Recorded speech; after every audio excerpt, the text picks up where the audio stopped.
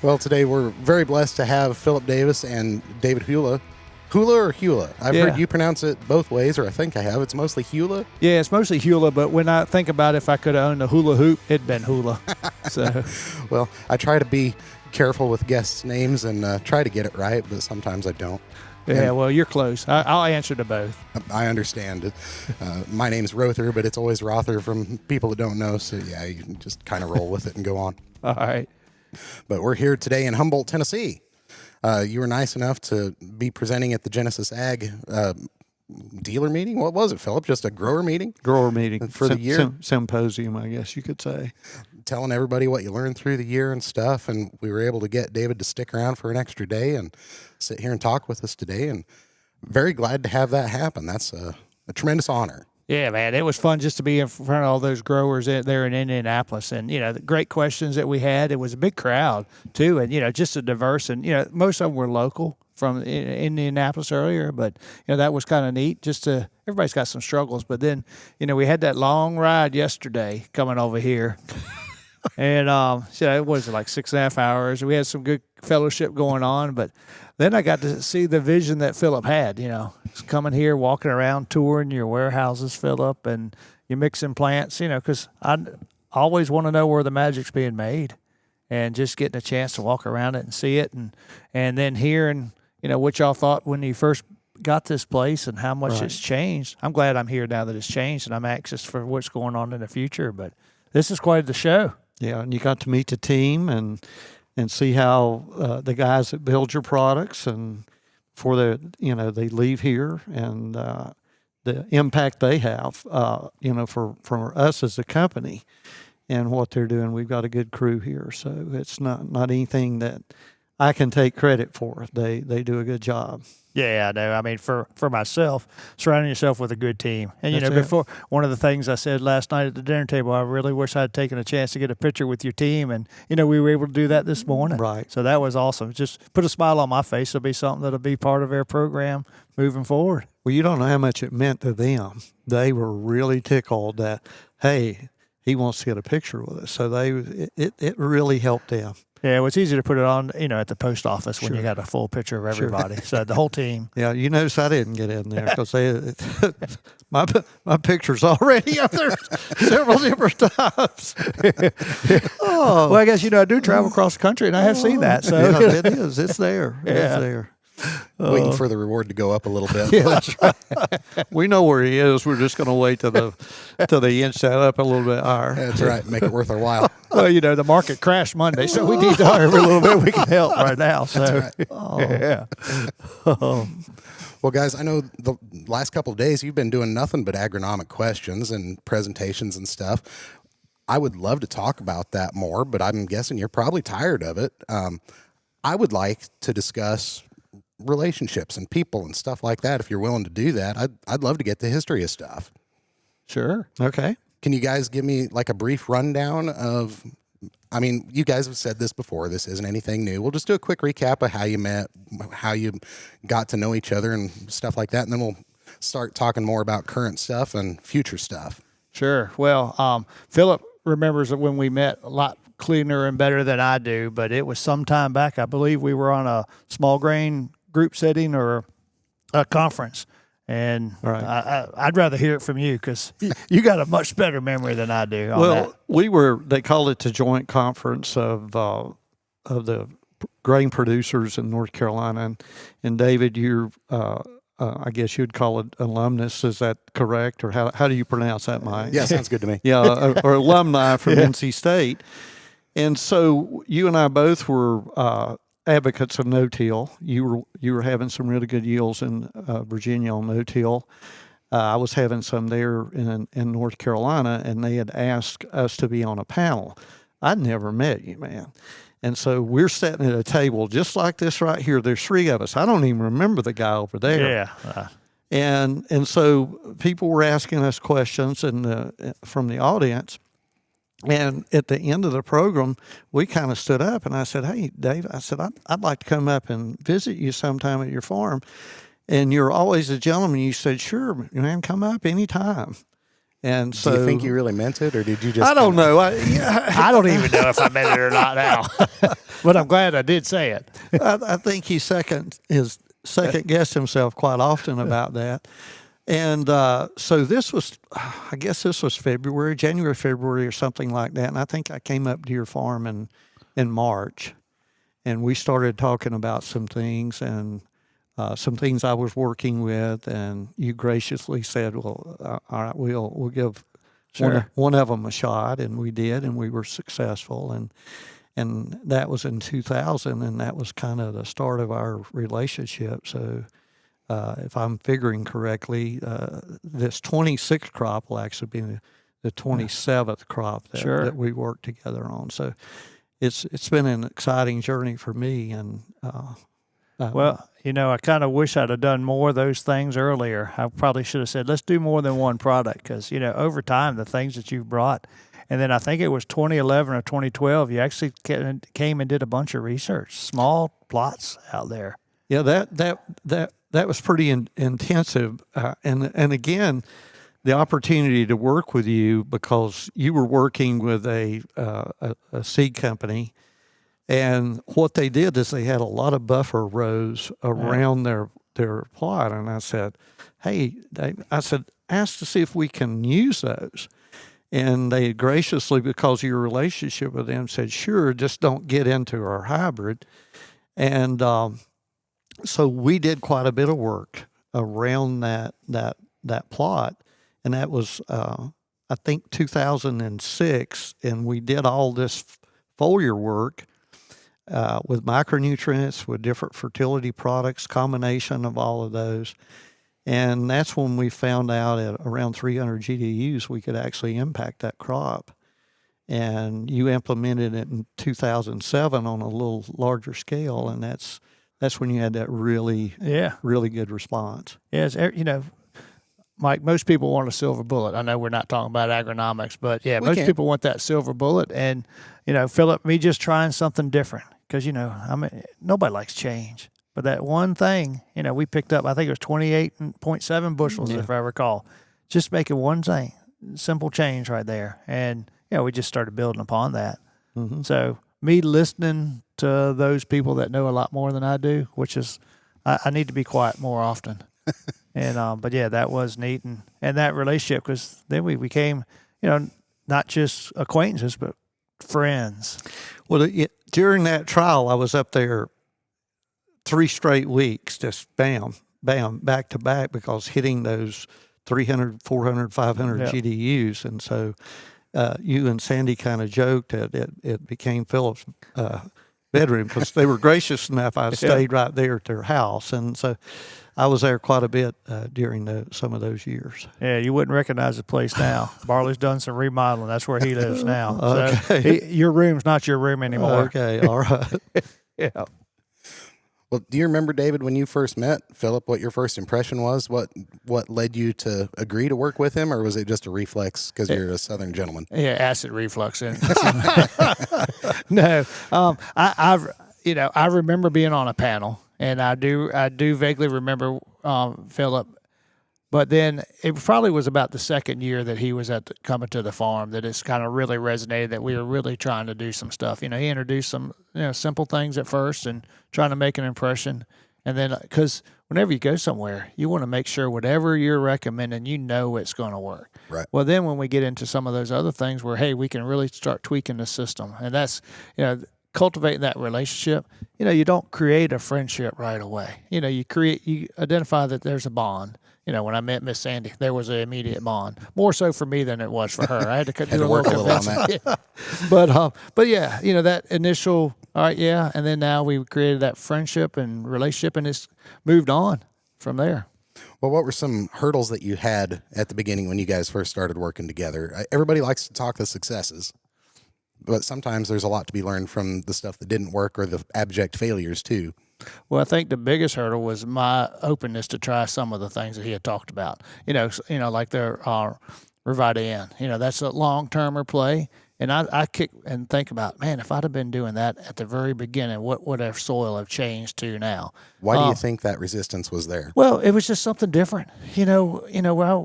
earlier we were just so focused on fertility. We didn't know biology. Yeah, you threw out some manure, and that was all the biology that you really needed if we had manure. So it was just a different concept. We're thinking about other things, but when you start talking about what's below ground working and that new concept, as growers, we just kind of stay on their train of thought, and then now open up and being objective and being willing. And that's I think that's what's bred their success and their partnership to where we've been able to try a lot of new things. Can a guy overdo that? Well, when you do too much, then you don't know what works and what doesn't work, and then you kind of get cluttered in that. So kind of stay focused on a trend. And as a grower, we oftentimes say, all right, I want to try this, this, and this, and then you forget what you did. And then all of a sudden, if you do too many, then you're putting something on top of it, because you got a new guy coming down the lane and say, hey, I want you to try this product. Well, everybody's got something that's going to make you 2, 5, 7 bushels. And then you start stacking stuff on top of products or trials, then you just lost a year's data. So you can't do too much. Okay. Try to keep it simple. Yes. Stupid. Yeah. I was thinking that. Yeah. What about you, Philip? Do you remember any things that didn't work to your satisfaction? Well, there's been a lot, of course. And any time you're working with nature, it can throw you a curve. And we as producers, and I say we as producers, experience that, because whatever some of the things that we experienced in this past crop in 25, we'll look at that and say, okay, I'm going to duplicate that in 26 when Mother Nature will be different. I hope it's definitely different for us here in West Tennessee, because 70 some days without rain from 1st of July on. I don't know. We had a pretty good year, so I'm not sure I want to change. My buddies in the High Plains. Well, I was saying I do here. Right.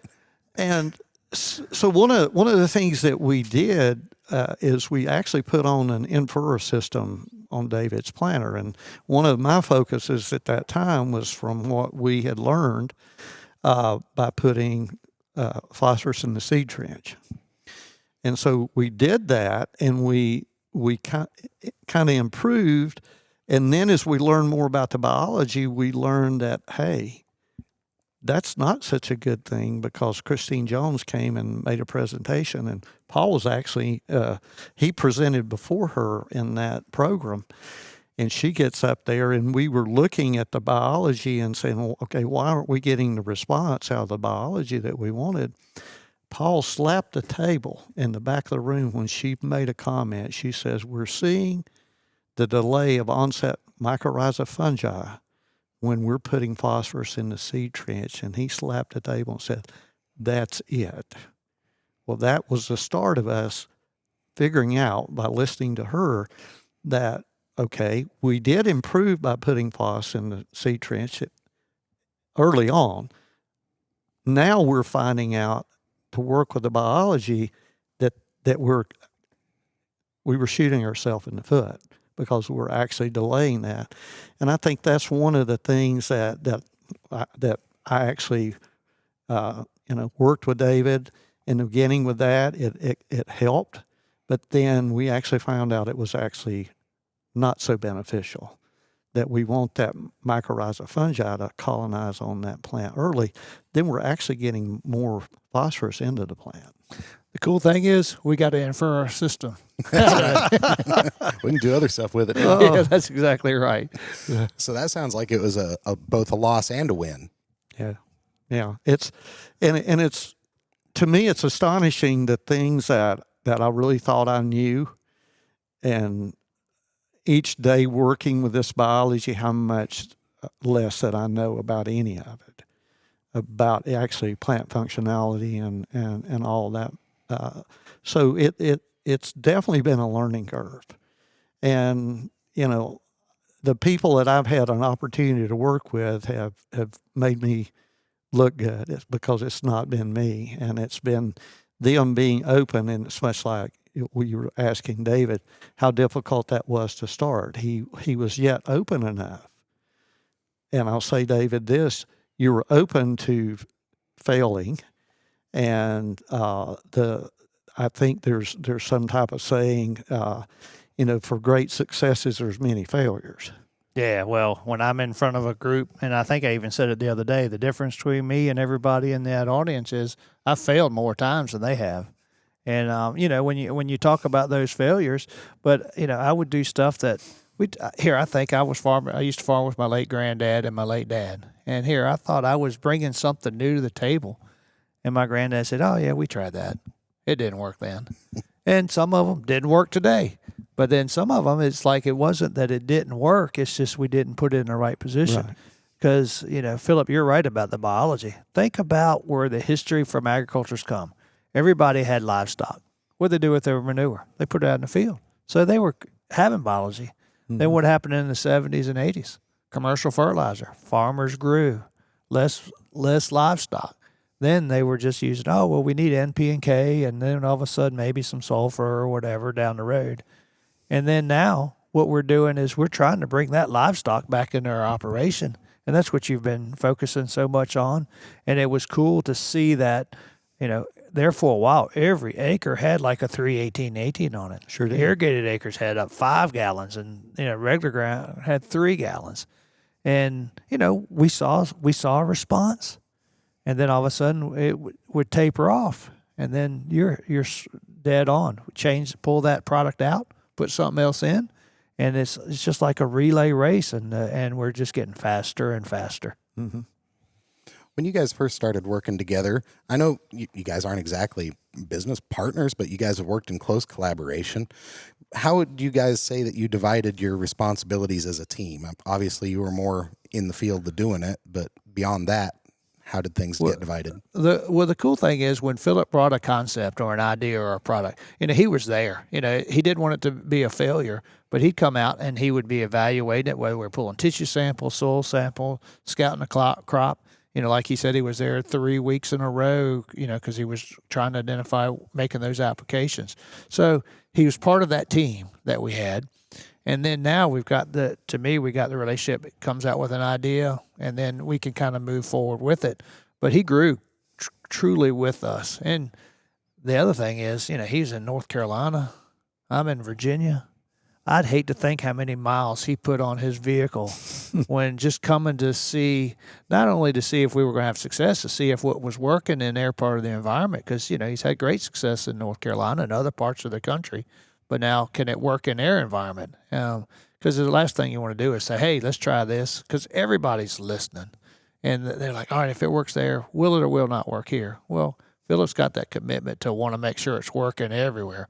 But that's how I would see it. He was there when we were growing. And then now we've evolved where if there's something new and he wants to be engaged, he can be engaged. But we have that relationship where I can give him good feedback. And what about you, Philip? If you had to describe your role, how would you sum it up when you guys were first starting out? Water boy. That's about it, Mike. Just a water boy. And how's that changed over time for you? How do you see your role with David now? I will say this: when I'm challenged, it makes me a better person.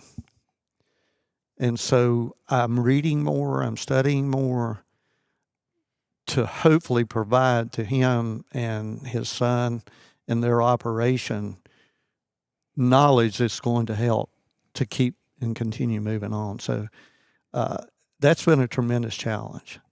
And so I've enjoyed it. So sometimes it wasn't that pleasurable. I mean, it isn't when you do run into the wall and bloody your nose. And although yet it makes you a better person. It makes you a better, I'm not an agronomist, but it makes you a better, when I say thinker about, okay, what are we missing? What are we going to do? How are we going to stimulate more of the biology? What's the biology missing? And this is a key component I don't think the industry's looking at. What is the biology actually missing that's going to keep it performing on its highest level? And I don't think we're even touching that. We're interested in, okay, how much micronutrient does it need to produce 600 bushel of corn or whatever? And everybody's gravitating and wanting and groping for those answers. I'm looking to say, okay, how can I feed my biology that it's going to give me exponentially a return? And because they're saying that the average farm, somewhere around 70% of the crop nutrients is from the soil biology. The better farms is higher, like 80, 85%. And is some of your higher yields. I'm wanting to get to where I'm in the 90% of the plant nutrients is coming from the biology. I think one of the other things to go along with what he's saying, he's challenged him, makes him a better person. We're asking a lot different questions than we did 20 years ago, 25 years ago. Because not that we know more, it's just we've kind of felt like we've checked certain boxes. Now we want to keep on going. So I think that when he's talking about researching, it's nothing to come up and say, okay, well, all right, what can we do now? Because most people are comfortable. They've had good successes. They've paid for ground. They put kids through college. They own equipment, manageable debt. So they're comfortable. I'm never comfortable. I'm wanting more. Not that I got to have more money. I just want to have more success, and I want to learn more. And having somebody where you can bounce questions off. And I feel for people that ask those questions because not long I expect an answer. Because I'm not he likes to read. I'm not big into the reading part. So it's easy for me to pick up my phone and say, hey, Philip, what do you think about this? He'll give me a little bit of time, and he'll come up with an idea. Well, how has your role in the operation changed? Obviously, when you guys first met, you were just a farmer in Virginia, a successful farmer, but just a farmer. And now you are David and Hula. Yeah. Everybody knows David Hula and Renwood Farms. So how has that changed and affected things? Well, I will say it was a whole lot more fun farming when my dad told me what to do. Said, you got up, you went and did something, and you strive forward. As operations changed, my granddad kind of passed the baton to my dad, and then my dad quickly passed the baton on to me because we have a seed operation, and he kind of wanted to focus more on that, and then I focused on the crop production side, and then I was blessed my brother came back to the farm, and so we kind of got to share some of that role. But at some point in time, you just got to make decisions, and that taking on those reins and having the team, the management team, saying, if you fail, you fail. Just learn from them and let's move forward. So that part has changed to where now, my dad's passed away, and it's my brother and myself, and now Barley, my son, farms with us, and he's taken a lot more responsibility in some production aspects. So when I look about how my role has changed, it came quickly from a guy just driving a tractor because he was told to, now to trying to pick what products, practices, just the whole management scheme. And then sometimes I feel like I'm running a daycare. Yeah. I think anyone with more than himself understands completely. But no, it's neat when everything comes together and your yields are better. It's like any grower, it's a struggle when things are tough. And, we're, not to damper any mood or anything, but 26 is a tough year. Yeah, not near as fun as it has been some years. Yeah. And, now we came off a good crop, so thank goodness. I feel for those that came off a poor crop and have low prices. And, nothing real exciting about it. But, I'm excited about 26. And then, again, our role is just trying to manage the input side and the output side. And there's a fella, Dustin Madison, that farms with a group, Ingalls Family Farm. He says, we're mostly just logistic providers. And that resonated with me for a long time. It's like, what does he mean? And I understand what he means now. It's not just getting fuel to the combine, but now it's like trying to get fuel to the equipment, and then all of a sudden you're trying to fuel the crop, and then you try to take the crop away. And it truly is just a form of logistics. I've oftentimes said that raising corn's nothing but numbers. You need so many pounds. You need so many bushels. So then you just back it up and say, okay, I need to plant this. I need this much fertilizer. And now we're thinking we're going to reinvest our dollars. I'm not going to be buying as much NP and K. I'm going to be buying something in a jug, some bugs in a jug or something. So I doubt that we're going to be saving any money, but I'm just going to be portion dollars in different ways. What would you consider your joint your biggest joint win working together? Would it be the first world record? Would it be the last world record? Will it be the next world record? Or just getting together for dinner? I was going to say my biggest success or enjoyment has been seeing Philip's shadow in my field. Having somebody else look at your crop in a different capacity. Because, he sees things that I may or may not have picked up. So that would first and foremost, and then, of course, when we have more bushels. I like bushels. Bushels are fun. I really like Those are bushels numbers. when I'm running a John Deere combine, picking them. Well, one of these days, if you're ever running a real combine, if you get a red one, you might enjoy it more. Yeah, well, I guess you would because you'd be working on it most of the time. Most of the time, yeah. Really enjoy that time in the air conditioner. Yeah. Philip, what do you think was the biggest win? Well, I've been really frustrated at times. One of my goals was to get an average ear size of 0.6 of a pound. So we would be getting close. I say we, if I can use that term, we would be getting close. And what did he do? He pushed my population. We'd get close again, he'd push my population. So working and getting and obtaining that ear weight was probably one of the most exciting things for me, because I kept saying, we can average that, we can average that, we can average that. And when we did hit that, you hit that, David, that was really an exciting thing for me, because I kept saying, I know that can be done. I know that can be done. And when I'm saying and the populations that he was pushing, that can be done, at 10,000. 10,000 plants per acre. Right. We can do that. We can do that at 10,000 plants per acre. Though when you're pushing 36,000 plants per acre or 40,000 plants per acre, that's quite an achievement. And so that I'll have to say that was probably one of the most exciting things when we were able to accomplish that. Now, what are we looking at? As in population No, wise? as in ear weight. I mean, we're getting 0.8 and some, some better than that. We oftentimes like to focus on how many bushels per 1,000 plants we do. And I guess I didn't realize I made him so aggravated when I changed that dial on the seedling population. And, maybe I might have pushed a little bit more and pushed the buttons a little harder sometimes. But no, I mean, it's when you see whether if we haven't achieved that 0.6 of a pound, but we see that yield monitor get up there to where we're harvesting more bushels. And it's one thing to do it on this NCGA trial or something, but the other thing that's most important is we're making more success on the whole farming operation, things that we've learned from that. And, the struggles that we've had, and, like he mentioned, the weather. You push populations. You can only push populations on what you can afford to lose. And not that we can ever afford to lose anything, but education comes at a cost.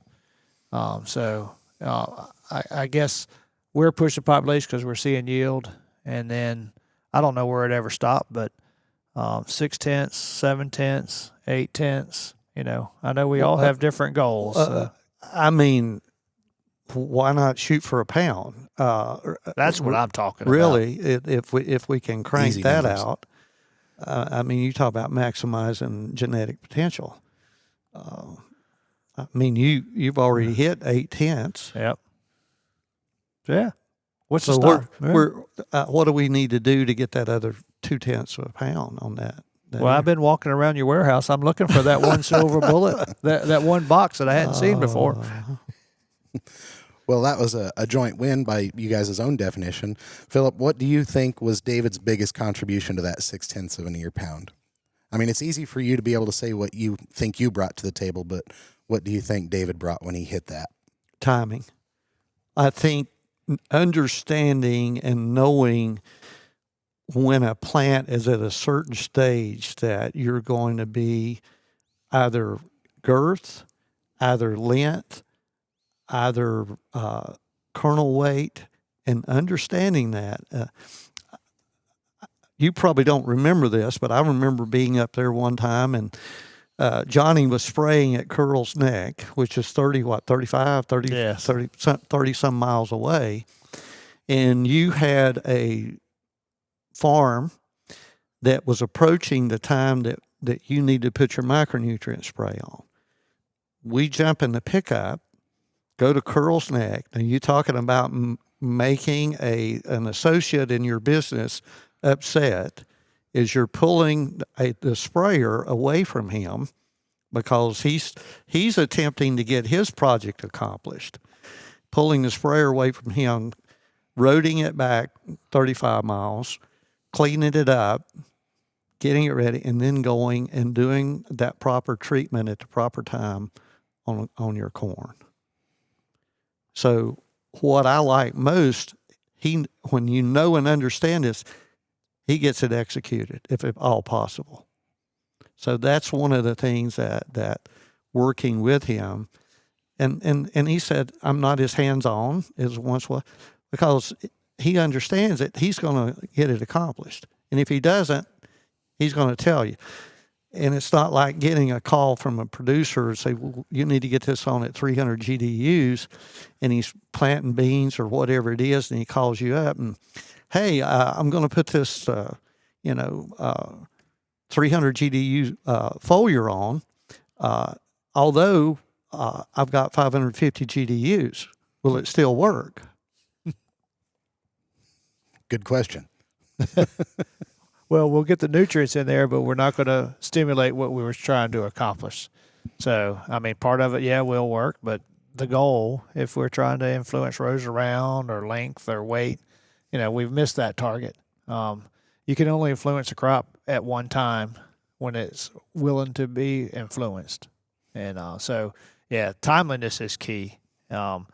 We've been fortunate now, Philip, a lot of times we have 2 sprayers there for a while, so it does give me a chance to do some of those things. And then nowadays I realize, hey, if something has to happen and we can't do it just because of the sheer logistics of acreage and trying to cover things, I got a phone. I don't mind calling and getting support, because if we know there's a value to it, whether it's crop duster, Matt Crab with the airplane, or, we haven't done the drones yet, but, I'll call Nutrient in there and say, hey, I need some help.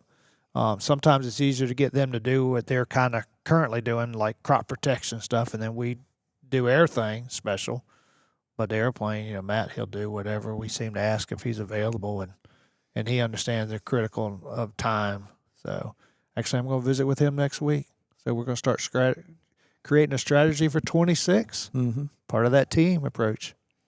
When you guys figured out the timing on that stuff, was that obviously you were trying to figure stuff out, but was it accidental finding that timing? Was that more luck than anything, or did you read something that said, this is the GDUs? Did you just go through plant physiology? I was told what to do. He just said, hey, we were at a yield barrier. There's nothing wrong to be stuck at a yield barrier when it's a decent yield in the 330 bushel. Hard to be mad with that. Yeah, it truly is. But then we're stuck there. And Philip, I don't know how you came up with it, but I do know what the academics say on influencing girth. And so I'm curious, as much as Mike just asked a question, I want to understand how you came up with that 300 or V3 primer pass. Total frustration. Okay. I mean, that's honest. I knew that there was a window that we were missing. I knew that there was something that plant was not experiencing between coming off of seed energy, going into photosynthesis, and to getting to, say, 600 GDUs. I knew that we were missing a window. We thought that, okay, we're putting a good fertility would have been it. My concept, and I'll tell you, I mean, it's nothing. My concept was, and the reason I did the micronutrients by themselves, then I did a really good high quality fertilizer by itself. Then I did the combination of the two. Going into that, my concept was a combination of the two will overwhelm them being used separately. And when we come out of that and and they provided the data because they cut it with the mini combine, the plot combine, and they provided that data back to us, David. You're talking about a shock. I was shocked because the micronutrients by themselves gave exponential over what the macronutrients and the fertility both did. Now, when we got into the V5 stage, the fertility by itself excelled. So totally, my intuition would have said the combination would have been it. I didn't know what stage, if it was 300, 400, or 500. I just felt like there was an area of impact there. Yes, David, we had talked to, agronomists, whoever, seed specialists. When is this determined? And we all got the same answer, and nothing against Iowa State. They're the ones that drove the stake in the ground saying this is when the number of rows are round. And we know that if it's an 18-row ear, it starts out as 9 and they divide. Okay, and I asked the question, what determined it was 9? What determined it was 8? What determined 7? Or, 20 would be 10. And never really got a definitive answer there. So, and when did that occur? Never really got a definitive answer there. So when I say it was a wag, I'll throw that out there. And we all know what a wag is, and that was a wag. Well, sometimes it's better to be lucky is good. Yeah, and that's all it was, Mike. But if you can be guided by intuition, that's usually a pretty good deal. That's usually profitable. Sometimes. Yeah. Sometimes real profitable. Yeah. Well, failure's an orphan, and success has 1,000 fathers. Everybody, of course, wants to talk to the winners all the time. How has that affected you guys? And you guys both got affected by world records, but differently. I'd like to hear the difference between David's experience and yours, Philip. Do people want to talk to you? How does that affect your logistics? Obviously, now you're here talking on a podcast today instead of doing what you'd normally do. If I'm going to go first, or you can pass it off. It don't matter. Yeah, no. I like to give him time to think. I just start rambling. But no, when we at first, it was neat. We had some successes. I'm very competitive. There's nothing worse than second place. I'd rather not even compete than to be second. And then having the success, you get pulled in a lot of directions. And one of my biggest difficulty things is saying no. Because I remember when, Philip was one that introduced me to Francis Childs. And, he's like, you probably want to come up and, hear him give a talk. And, I don't remember who he was talking for or with, but I'm a Southern Baptist. I like to be in the back of the room. I like to be the first one out the door because I want to go get my belly full. But I'm up there front trying to listen and hearing, what he has done. But then all of a sudden now I got people calling and asking, hey, what are you doing? And which puts a little bit of a pressure because you want to make sure you steer them in the right direction. And, growers like to hear and like to be around those that have had success and, those that have had failures. We all fail. So, and sometimes it's like, you like to be around people that fail because you just failed, and then it's like misery likes company. But the success part, we do get pulled, and I'm not very good at saying no. If you'd have looked at my calendar the last several years, like, good golly, but have a good team. My brother tolerates me, and my son helps put out. We got good guys that are there at the farm to help get things done. And, today with technology, and we've had some bad weather, so it hadn't been so bad being away when the weather's bad. But I do like visiting with growers. As long, I sit there and I think, all right, at some point in time, they're not going to hear anything from me because I'm going to be too old, too fat, and just not relevant. But as long as they're asking questions, that keeps me engaged and keeps me excited. But it is, you want everybody to have success. And I know what they're looking for. They're looking for that one silver bullet that they can put in the spray inductor. And unfortunately, there isn't any. There's bullets that you can, everybody has a silver bullet. They've got past a yield barrier, but there's nothing that's going to give them what they're striving for. So the passion's still there. The candle has not flittered out, so I still enjoy it. And we talked about that just yesterday and last night. So I do enjoy visiting with growers, and Philip's helped me get there. He's opened up a lot of possibilities. How's it affected David's success and affiliation with Genesis Ag? How's that changed Genesis Ag's opportunities and perspectives on things, and yours in particular, Philip? Well, I guess if you're going to ask how it's changed my perspective, is you look at the accomplishments that he has, and then you look at the industry, and nothing against the industry, although there's a tremendous chasm there between the success and the average. And I listened to Nick Saban, if anyone listens to him, and that was one of his first talks when the new guys came in. If you want to be average, this is not the place to be. And I think David's already alluded that average, there's a big group of those. And that was my mentality when actually even all the way back to when we were producing hogs in North Carolina. I didn't want to be the average hog producer. I wanted to be, kicking butt, so to speak. And that was when we transitioned out from the animals into the grain. I got more excited about the grain and finding out. And I said this to a guy in a meeting in Indianapolis. I said, we know how to produce a pound of milk. We know how to produce a pound of beef. We know how to produce a chicken or whatever we're feeding, and we know exactly what it takes to put that pound on. I said, do we even have a clue what it takes to put that into a crop?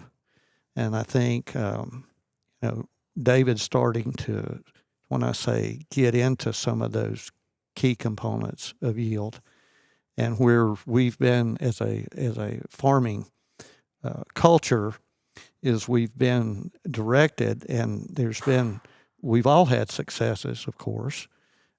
We're not where we were in the 80s today. Our yields aren't where they were in the 80s today. So we've moved up, yet being average today is not going to cut it.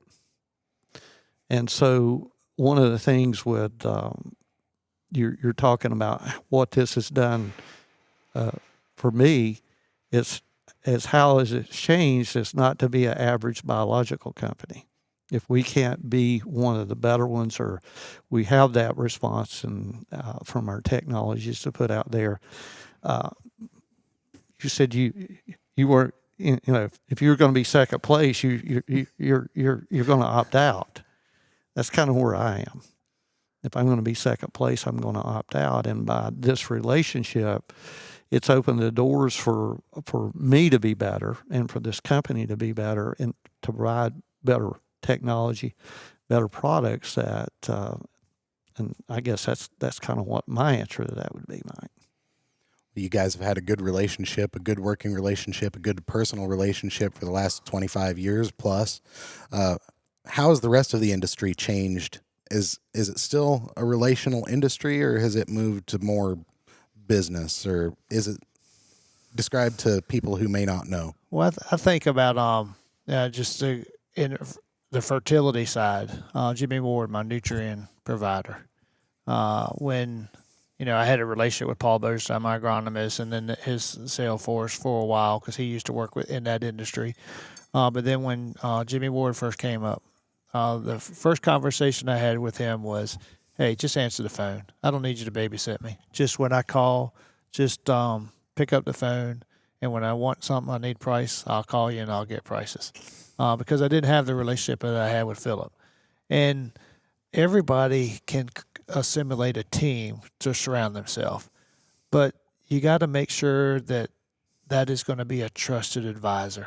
And that was, when Philip first came out, and then we started doing stuff. He proved himself to us, and he became that trusted advisor. As growers, we have to be guarded because there is huge competition. There's not any margin to be spared in this industry. Now, when prices are good, everybody has some kind of fairy dust, and yeah, all right, I'll try it. But when things are bad, you only want to focus on things that you know you're going to get a return on investment. And I feel for the growers that don't have not done trials, and they know that that's a missing component, but they could be led astray from the wrong type of person because what's their hidden agenda? Their agenda is to make a sale. Whether it's good for you or bad for you, you would hope that they would have that mindset that, hey, if this farm has success, then I have a better chance of coming back. But I don't know that all the folks out there have that same mindset.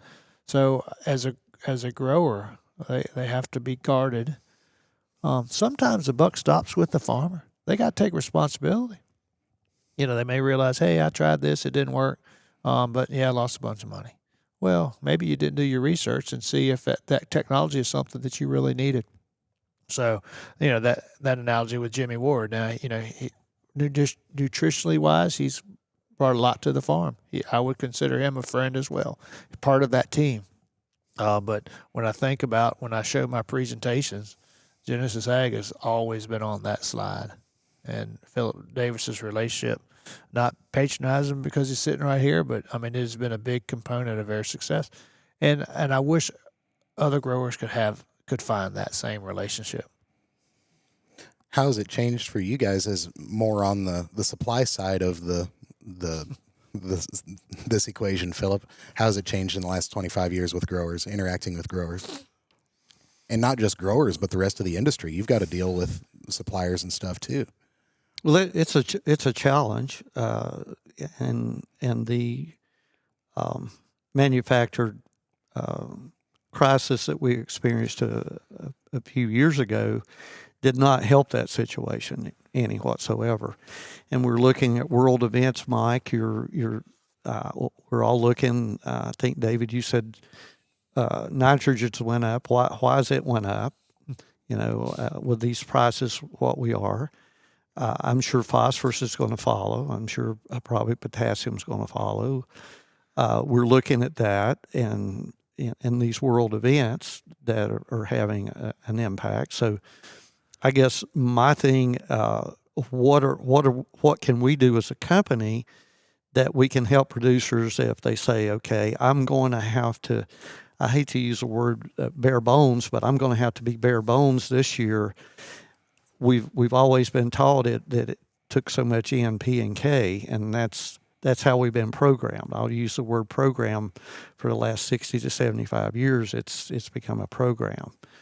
And how can I survive in this 26 crop season with prices being where they are today? We can always wish or use word hope in your presentation. We always can wish or hope, something may happen in South America. Here in Tennessee, we may be saying, well, maybe the I-states may have a little bit of a hiccup that's going to drive markets higher or whatever. I'm looking at how can I help the farmer get through this coming year by saying, if you could do this and you could put this in the seed trench, or you could, however, do a foliar application here and get through this year and come out even as bad as it looks with a profit. And I think that's what we hope to do, is give that producer, say, okay, even though we're here where we are today, what's our game plan? How are we going to come out on it? I said in a meeting the other day, and I was just a spectator. Well, I think I'm going to plant this because I'm going to lose less money. What? I'm going to do something to lose? Not me. Not my goal. No. So why would we do anything to say lose? I'm going to do this so I'm the potential of losing less money here. I'm going to figure out, okay, here's what I can do to get through this and come out on the other end and still make a little bit of money. I think about Philip as an industry. Today we're so fast-paced society, and farmers fall in that same boat. They're very reactionary, if I said that word correctly. You're nodding your head like I did. Works so for it me. made I sense. understood what you were saying. When we're talking about biological products, you can't be reactionary. You got to be in front of it.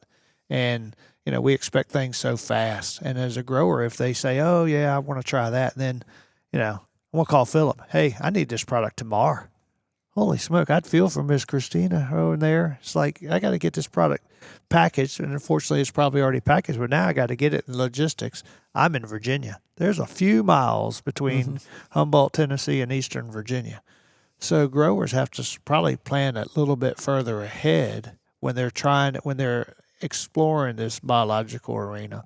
And the results are proofs in the pudding. I mean, we've seen it. I mean, I've seen growers have, their philosophy has changed, and but you can't say, oh, I need it now, and it goes to the timing that Philip mentioned earlier. You can't make an application. You can still put the product out, but don't expect it to do what you were striving for and you made a plan.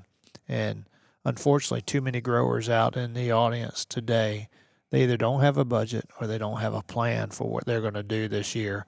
And when you get in the Southeast, they probably haven't even figured out what crop they're going to lose the least amount of money on. Because some of them are in that category. They want to continue to farm. Hopefully they have enough reserves so they can, or they find a financial advisor, a lending institution will give them some money to let them farm or lend them money. And, I'm like you. I don't want to plant a crop knowing I'm going to lose less money with this crop versus the next crop. So, Philip, the challenges I see is how to get the product to the growers when they need it. And hopefully they can create a plan. And that's what that program was in Indianapolis the other day. And I know on your website y'all got corn program, wheat program, bean program, or whatever, cotton and all. So need to be looking at it, creating a plan. Are relationships always with people, or are they with companies? Are they with ideas? I don't know if that makes sense, but like the biological side of things, I think Philip Davis when I think biologicals, but I have a personal relationship with Philip. If somebody else comes around with biology, is that something you entertain, or do you just say, no, my relationship's with Philip? And how does that all work in a grower's mind? Well, I think a grower should be looking at technologies that make, for me, to, whether it's Phillips or if somebody else comes down the road, if it makes good walking sense, then it'll probably be something worth looking at. Now, 2026 not a good year to be doing a lot of trials, but if we had a better year, technologies, and I'm a guy that if it made good walking sense and it didn't work that year, I'm not going to kick it out of the curb. I'm probably going to try it again, and on less acres or fewer acres, just to see. Because how many times, Philip, have we done something and it's been my fault because I didn't put enough fertilizer, or we missed a herbicide timing, or insects came in, or something happened, and it wasn't that what you did didn't work or introduced to us. It was because we missed the target. Sometimes there's this thing called weather that comes into play, and we can't get certain things done on time. So, I look at those things and say, well, let me try it again. And if it works a second year, then you got to try it again. Sometimes it's easier, just fail twice and then I ain't got to worry about it anymore. But then when it works the second year, it's like, well, I probably do have to try it. Or it's just as painful. If it works the first year, don't change your whole farm because it worked. You hit things right, or there was another thing that what you did didn't impact it at all. Right. Something else just happened. Incidental. Yeah, we got a lot more rain, or temperatures were different. And then you go spend and invest in a bunch of money in something that maybe it wasn't that silver bullet. So I challenge growers to try at least 2 years, whether it works or doesn't work, before we change the operation. But then technologies, and you said relationships. I think about relationships as people, but I have a relationship with my John Deere equipment, and it's a love-hate relationship. Sometimes more than the other, depending on the day. Yeah. So, but then it's still, even though we have it still comes back to people. Because I can be aggravated with my equipment. I can be aggravated with my seed provider because the corn fell over. But we had a hurricane. So what do you expect? I can't fuss at them. So it still comes back to people. Would you say from your end, Philip, that relationships are, I mean, they'd probably be primarily with just customers, right? I mean, there's not a whole lot else other than you could have a relationship with education, I guess, because I see you as an educator. You're out there trying to educate growers and do all this stuff, but I don't think I worded that question well. Well, let me just see if I can make Bail a me shot out. make a shot at it. I like the relationship, the personal relationship, and that's gotten me in trouble quite a bit, because you go in and you develop a personal relationship with the person, and you work with them, and that you, I'm not going to say you teach and train them, but you introduce them to a concept, and they have success with that concept, and they're working, and someone else comes in and they've got the, their company logo, and they got their sign on their truck and all of this, and says, well, we have that same stuff and we're cheaper. As big a circle as I make, I'm lucky to get there some farms once a year. If I get to your farm twice a year, it's because you're close enough for me to be able to do that. So I'm going around once or twice a year on a guy's farm, and this other group is pulling into their farm at least on a weekly basis. And so I have to have a really strong relationship with that farmer, that he believes in me enough, much like David said, you just bring me the concept now. We understand enough now that we'll get it implemented. And so that took a while.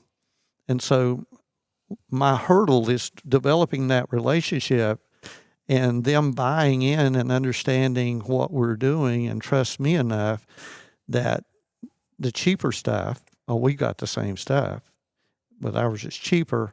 And the guy, after you've educated him and trained him why he needs to do that, then he goes that way. And then all of a sudden, well, what you that concept you brought to me didn't work. Well, but they use someone else's stuff. It's much like, and David, you got to walk through our facility, and Mike, you did as well. We're doing things even with our micronutrients that no one else is doing. And so we're even getting a better response. So my thing is Mike, you've asked a question. I'm a relationship person, and I want to develop that. I'll learn more when I go to a farm. I will learn more than I will ever bring to that farmer. I will learn more from him and what he's doing. And at your farm, Mike, when I was visiting you there, I learned more, and you presented more challenges that I had to go back and say, okay, how can we mediate this? How can we change this? How can we affect this? So I'm more of a relationship person. To add to what Philip has said, I like to surround myself with good people. And those people that I've surrounded myself, they're historically going to be good to the core. I can expel all the information that they can provide me. That doesn't mean I kick them to the curb, but what it does mean is if they've run short, then I'm going to go to somebody else on that team to try to get to the next bit of information and try to extract as much as I can. They're still part of my team. They're just maybe not as advantageous to me as they once were. I haven't got to the level to where Philip isn't adding value to our program. Haven't hit the bottom of the well yet. Yeah, not yet, and I don't think I ever will.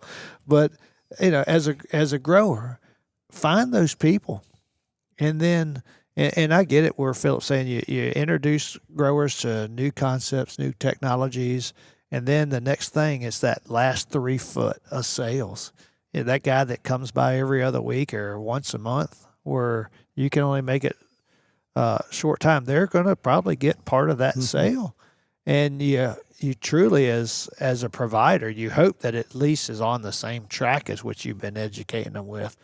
And then if it fails, then when you come back around that second time, they'll say, well, we tried it, it didn't work. Well, you tried their product, it didn't work. You didn't try our product. So there's a lot of noise out in the industry on biology, and a lot of misinformation. And growers, like I said, they got to take responsibility themselves. They got to source it out, and some are just going to be told what to do. There's whoever was the last one there, they're going to be told what to do, and that's what they're going to do. I think this is probably going to be a joint question. What do you guys see as your lasting contribution to the farming industry from the last 25 years you've worked together? What in 15 years, what do you think people are going to be like, man? Well, first and foremost is they're going to say, well, the reason corn prices are the way they are is because Dave's taught everybody how to raise more bushels of corn. That's not the case. Not everybody's going to learn anything. I think lasting, if there was one thing that I like to get growers to do, is walk out in their field and be a student of their own crop. And I think, of all the accolades that we at Renwood Farms have achieved and yields, and, whether it's products or management, growers stop putting a pickup in park, opening the door and walking in the field to try to understand their own crop. I feel like I've challenged growers to do that. Most of them don't do it. I get it. It's okay. They plant it, spray it. Next time they're out in the field is when they're picking it. And so it's not for the masses. So that if I thought about one thing that I hope that I've influenced more, it'd be that. Does that kind of resonate with you, Philip? Trying to get people to take more ownership of their own land? Well, sure, Mike. And one of the things I think my goal in all of this is letting nature be. Let me rephrase that. I said one of my goals is to allowing nature in the grand design of things to work to help me be a better farmer. Instead of me sometimes working against nature by doing certain things, is working with the grand design and how it was put together, that, okay, we do have phosphorus solubilizing bacteria out here. Do we need to add more phosphorus? That's a big question. I'm not going to dive into that one. I feel like if we have enough of the proper bacteria out here, that we're going to get adequate phosphorus into the plant. Everybody says, okay, you're going to mine your soil. I don't think so. The forest and the Amazon and everywhere else have not been fertilized, and they've continued to produce. So I think that's true here. The Great Plains, before the moldboard plow hit them, they were ample feed source for the bison, buffalo, elk, whatever, year after year after year. So that's my belief, is getting that back. Now, I think that my goal is helping us get back there because of what we've done in my lifetime that circumvented this natural process. Am I saying that we're going to get away from fertilizer? No, my goal is been, if we can reduce that by even a small percentage, how great an impact is that going to have on humanity and the world and in years to come? So I guess that's the mark I would like to leave, that, okay, that we were able to work with people like David, other producers, that we can say, okay, we can actually produce X with less inputs than we did 20 years ago. That would be my goal. And two, provide a more nutritious end product that we're taking off the farm that's going into our food chain. We've been talking about relationships quite a little. It's easy to talk about relationships that are already here. If you could go back in time and give your younger self some advice on how to develop this relationship for guys that are developing new relationships, what advice would you give? You said surround yourself with good people. How do you decide who's good people? Well, I was looking at Philip because I was hoping he would go first this time. So without jumping off the cuff, starting that relationship first and foremost, if they're not a Christian person, I'm not interested in talking with them, because I've been put on this earth to do two things: bring people to Jesus Christ, control the duck population. I'm failing on one, and I haven't pulled the trigger on a duck all season. So clearly, I think that's the one I failed on. But if they don't have similar morals as I do, then that's not a person I'm interested in surrounding myself with. And then relationships, you got to have some trust. I mentioned being a trusted advisor. They have to demonstrate how I can have trust in them. It's tough when somebody comes in and how many times do we go to a trade show? I mean, in a month and a piece, we'll have the Commodity Classic. You can go around that trade show event, and everybody there, or not everybody, but at these booths, they'll say, hey, we can give you 3 to 5 bushels or 7 bushels or whatever that their research has demonstrated. Well, you want to have trust that that's the case. And then you get a business card, they show up. How do you know if it's a good person or not? So one of the things that I like to challenge growers, when somebody comes to your facility or your office or out in the field and they say, hey, we got this product that's going to give you this amount of bushels. My question to them would be, if for whatever reason I don't achieve those bushels, why? What should it have done? That's because the weather event was bad or something. What should your product have done that I could judge the success without bushels? So if it's a matter of, hey, we feel like we're going to add more, like your Morphos product, hey, you're going to get more phosphorus in your plant. Well, if I don't get more bushels, then did my tissue levels show that I had more phosphorus in there? If that's the case, we've checked that box. His product did what it said it was going to do. So growers need to ask those questions, and some have to be educated to know what questions to ask. But ask the question, if outside of yield, what should that product demonstrate? If they can't answer that, then I'd probably say, well, okay, yeah, probably wouldn't be in my radar screen. And Phillips asked me more questions than I think I could ever ask him. So, and I don't have all the answers. It's a very good point that is you ask enough questions. When you're developing a friendship or relationship with that person, it's asking, and sometimes it's asking the tough questions. A lot of the people that I visit their farm, Mike and David, I'll tell you this: they're upset with me, and I've had them tell the local agronomist or whoever invited me to come and talk to their farm. Well, he didn't really tell us anything. I've heard that complaint myself. He really didn't tell us anything, and so I'm looking to see if that person is ready to listen. And that's why I'm asking questions to know, okay, where is your mindset? And where's your value? And if you're ready to listen, then I will suggest something.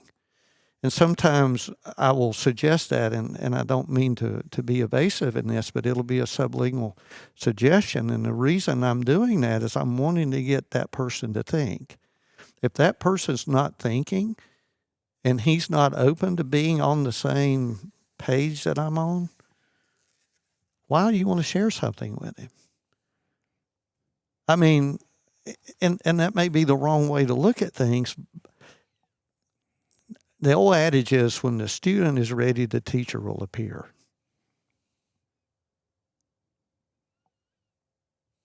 And I think a lot of times when the teacher is ready, the student will appear.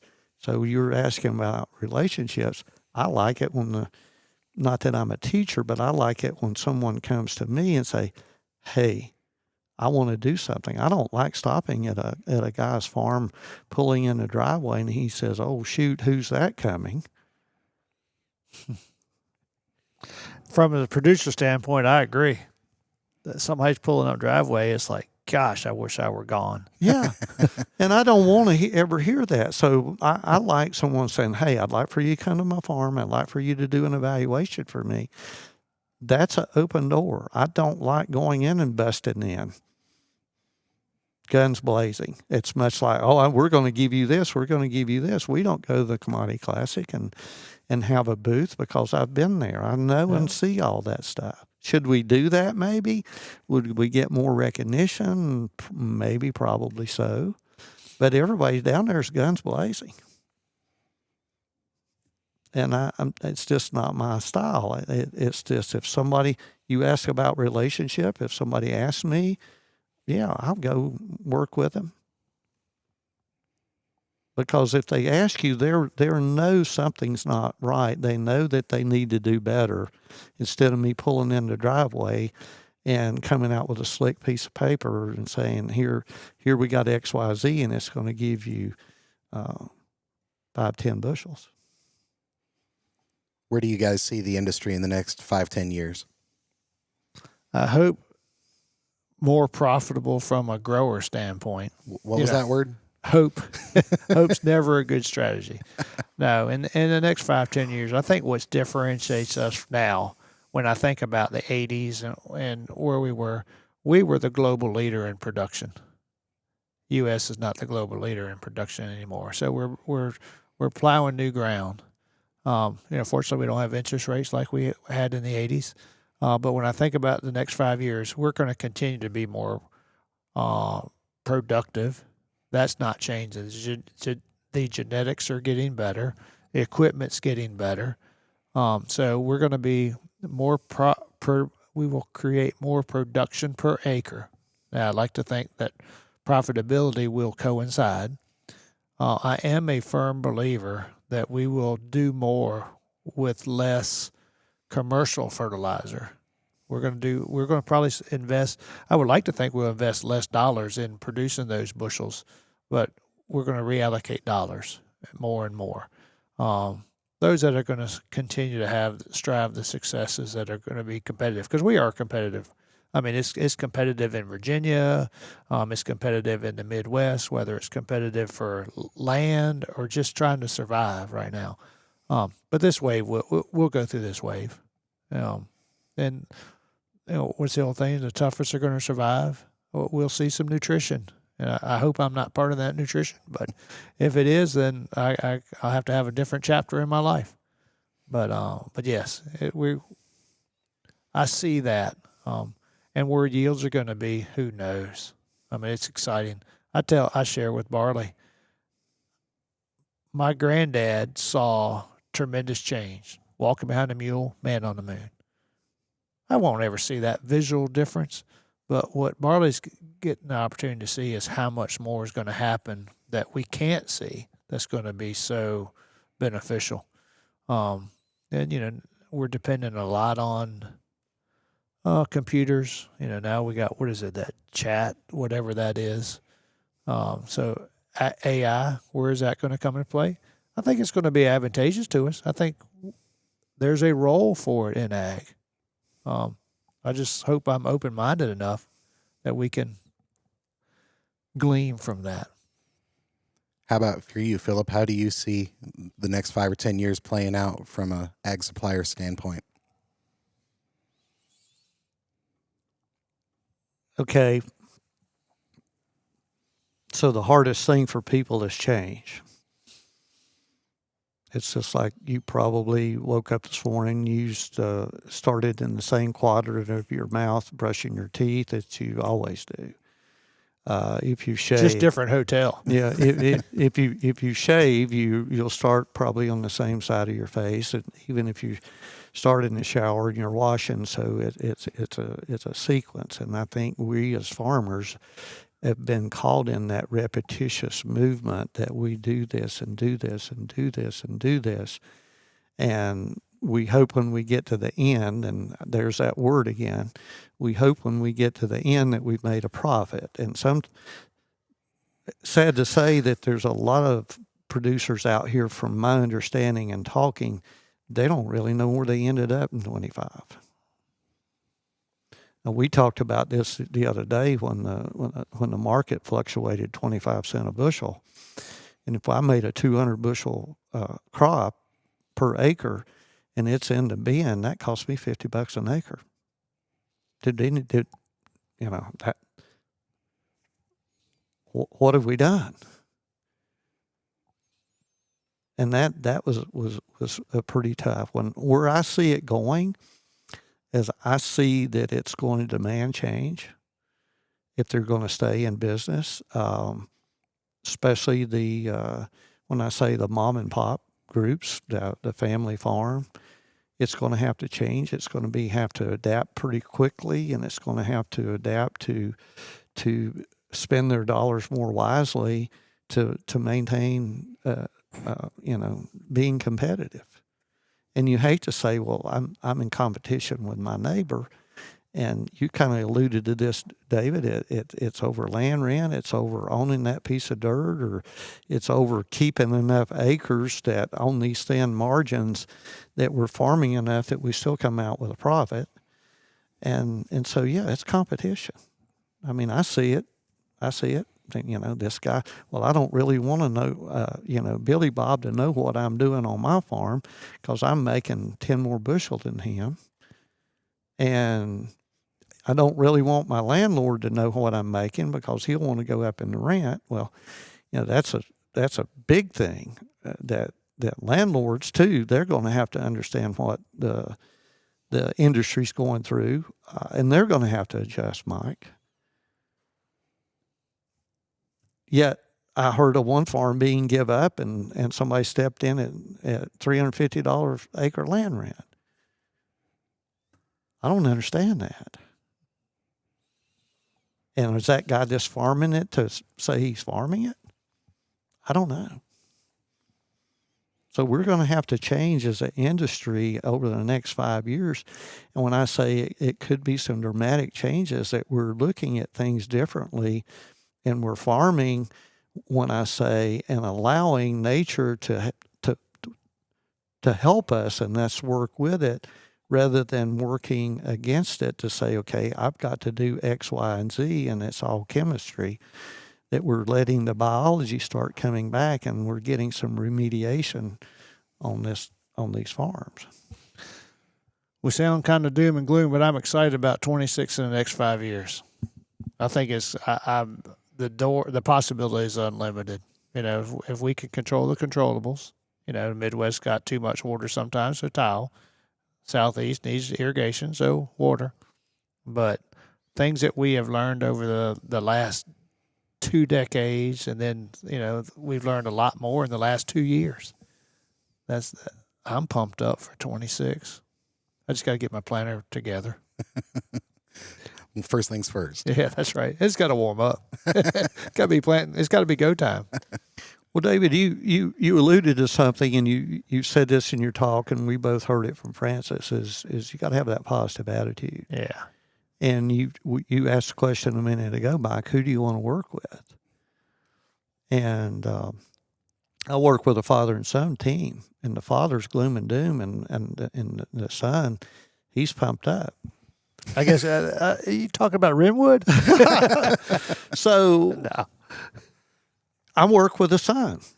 Now I'll be jovial with the dad. He's my age, and I said, I can be jovial with him and fuss back at him, and kid back with him and stuff like that. Do I want to be around that? Not for me. I want the son. He's very positive. They come off a really good crop. He's wanting to do more. He's excited. Those are the type of guys that I'm looking for. Would I want to help a guy that's in dire straits? Sure, that's me. I want him to want me to be there. I'm not going to go, knock his door down and say, hey, you're insane for farming the way you farmed for the last 50 years. I mean, I can raise my hand to that one. Well, I think we're kind of winding down with the normal portion of the thing. This is Philip's favorite part. It's the lightning round. All Philip, right. would you like to participate in the lightning round, or since I'll jump out. you've already I'll done your jump time? out. Thanks, Mike. Thanks for giving me an exit. Wait a minute. I don't know if I'm liking this. You got it, David. Oh, let me turn it around and change the way in which I'm sitting. It's got to be quicker on the exit this Okay, way. that's right. So the lightning round's just a quick little fun thing. these are questions you've never heard in a serious way before. Let people get to know you a little bit. Let some of your humor out so that people can get to know the real David Hula a little better. Okay. All right, David. If your corn could talk, what do you think it would complain about the most? Quit peeing in my field. If you had to pick a celebrity to play you in the Corn Grower movie, who would play you and why? Celebrity. I'm not a movie goer, so I'm going to pass on that one. All right. Have you ever tried to teach a scarecrow a new dance move? No, there is no rhythm with David's feet. So no. If you're out there singing to your corn, what's your go-to karaoke song? The devil went down to Georgia. What do you think popcorn, or do you think that popcorn is corn's midlife crisis? Never given a thought, but sure, we'll go with it. Have you ever had a dream where the corn was chasing you with a combine? No, I have not had that nightmare yet. If your cornfield had a band, what genre would it play and what instrument would each row play? Each row, the drums. All of them. Yeah, it'd just be a beat. All rhythm. Yeah, it'd be a beat. Yeah. Do aliens make crop circles because they're just bad at parking? There are, sure. If you entered a corn eating contest, and do you win and regret it forever, or do you just let somebody else win that one? I would win and not regret it forever, but just within an hour or two. What superhero name do you give the toughest corn stalk in the field? Superhero name. Aquaman. If corn took over the world, what would the first thing that it does be? If corn took over the world, first thing it does be, listens, ears. If your tractor could talk, what embarrassing stories would it tell about you? Holy smoke. Maybe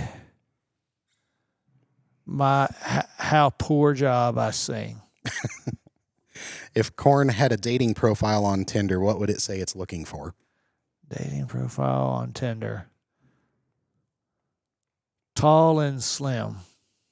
In one sentence, why is corn clearly the superior crop and all others are just jealous? Because it makes ethanol and alcohol. Very good. David, you're a good sport. Thanks for participating in the lightning round. Thanks for being with us on the Genesis Ag podcast. Do you have a website that you'd like people to visit, Renwood Farms or anything like that? No, we don't have a website. So Try to fly under the radar. And I'm not on social media, so this is about as much as social media as you're going to see. So yeah, thanks, Mike. Well, we appreciate your time. Thank you, David. Yeah.